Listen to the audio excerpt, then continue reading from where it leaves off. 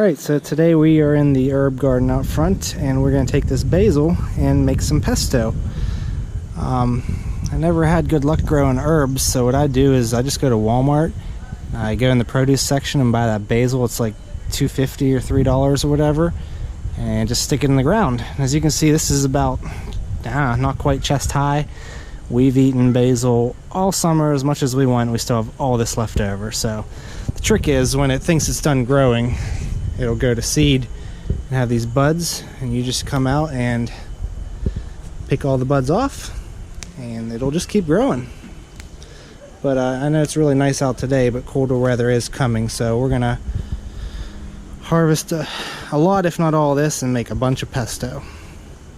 Side note, if you plant Asian noodle beans, which are really cool, don't forget about them, because once they get to this point, I don't really know what you can do with them. They're just cool to look at, I guess.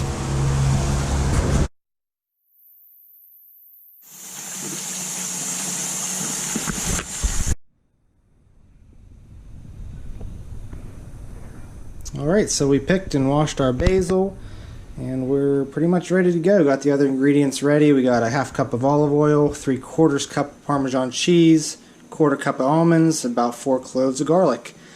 2 steps we're going to do in advance. First of those being the almonds. Now, traditionally these would be pine nuts. I like pine nuts, but I do realize it's a little acquired taste, so I opted to go with sliced almonds. We've used peanuts before. We've made basil with no nuts, and it's perfectly delicious. But trick is to get a skillet nice and hot, which I have. And we're going to give them just a quick toast for a few minutes, hopefully not burn them. I've never done this, but the recipe says that it's a step you can't skip. Alright, step 2 in advance would be the garlic.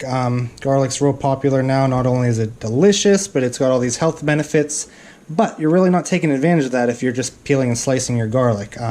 So you want to, number 1, smash your garlic. I don't remember what the enzyme's called. It starts with an A, but you need to break down those cell walls to let those enzymes out that have all the health benefits. And number 2, you need to let it sit for 10 or 15 minutes after you smash it before you start to cook it. And that unleashes the maximum amount of these healthy enzymes and some flavor, apparently. So I'm going to let that sit. We're getting toasty already over here, so we're going to take that off the heat. Actually, we're going to use another 1/4 cup, I think, and just do this over. That was like 30 seconds. Holy shit. Okay, take 2 with the almonds. I'm not going to take my eyes off them this time. Maybe I'll just count to 10 or something. Okay, so this will be the first time I actually use this thing, but thanks for the food processor, Jess. Doing this in the blender was just not going to work. So basically, I'm just going to get this lid off here, start putting all the ingredients in. You just put them all in at once. Don't have to do some at a time. So we'll start with the basil. Ta-da! We'll do the ½ cup of the olive oil. Slightly less toasted this time almonds. Our 3/4 cup of Parmesan cheese. And our 4 cloves of, now that we've let them rest, diced up garlic. And I guess we'll just put this on, turn it on, see what happens. Seems simple enough.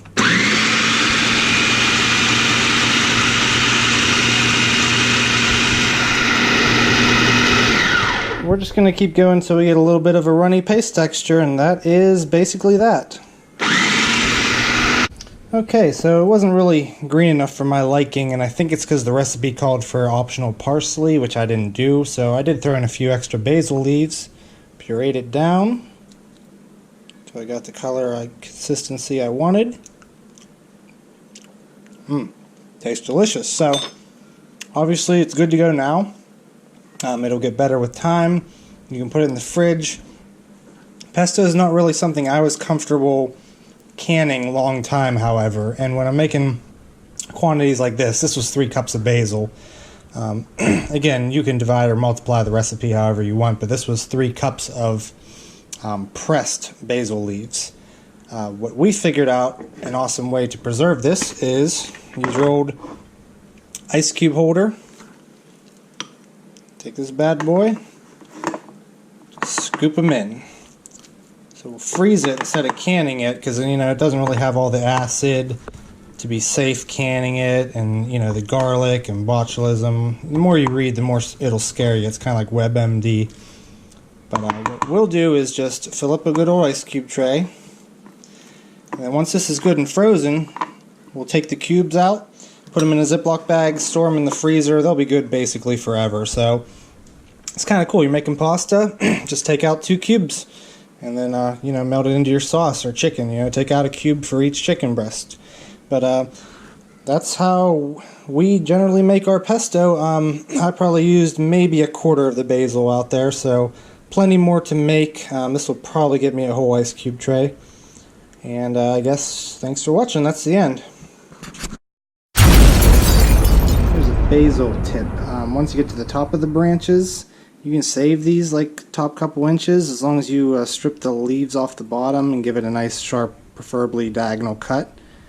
Just put them on the windowsill in a little container with water.